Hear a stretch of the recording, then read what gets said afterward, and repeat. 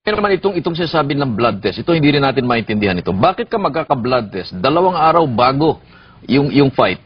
Tapos may kaya dito sa Manila naging balita, baka hindi matuloy yung fight dahil nag-i-insist ang Nevada Commission na kailangan maipasa yung test niya kung hindi nila ibibigay yung permit o recognition yung fight. Ano naman ba nangyari doon? Ganito kasi yun, 1 month before the fight, minadali nila akong magpa-medical, requirement daw ng Nevada Athletic Commission.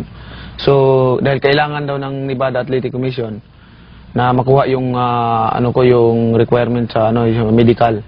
So, nagpa-medical ako 1 month before the fight. So, lahat kumpleto. Pati blood test noon? Pati blood test, kinunan ako ng dugo. Okay. Tapos, yun, wala na. Inside na ako, training na hanggang sa fight. Ngayon, siguro, nagre-reduce na ako eh. Bukas timbangan, 2 days before the fight na lang. Bukas timbangan na hindi na ako kumain, hindi na ako nag-uminom ng tubig dahil sakto lang yung timbang ko. Yeah. Ngayon, biglang tumawag yung commission na kailangan daw ko alisan ako ng dugo para sa medical. Sabi ko, tapos na yun nag-react yung kampo ko, si Coach Fride, yung trainer ko, pati yung manager ko si Shelley. Nag-react, bakit kukunan ako ng dugo na tapos na.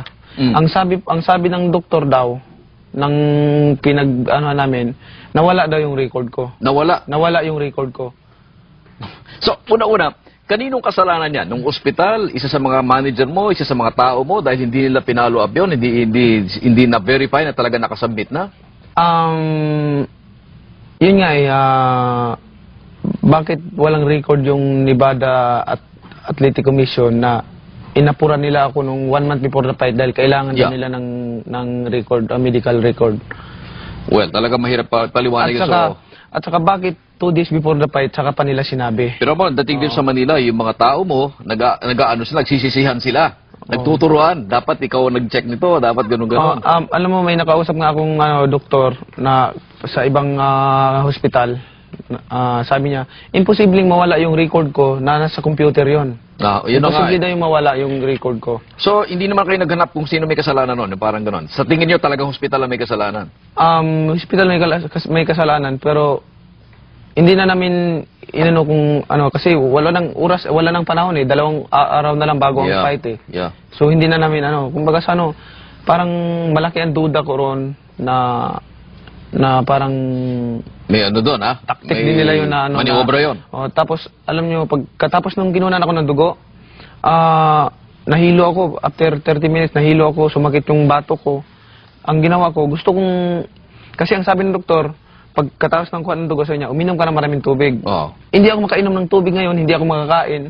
Ang ginawa ko, nung nahilo ako, humiga na lang ako. Humiga ako, tapos pamasaya ako. By fight time, talaga naramdaman mo yung paghihinang yon? Naramdaman ko talaga. Yung mga suntok ko na tumatama kay Morales, ang pumasok sa isip ko na, pag ganito lang ang lakas na makaya ko, hindi ko mapabagsak si Morales. Alam mo, sinabi ni Morales yan pagkatapos ng fight, hindi raw niya naramdaman ang tindi ng mga suntok mo. Mas maganda ngayon dahil hindi niya alam na kulang yung... Next time, paparamdaman mo sa kanya.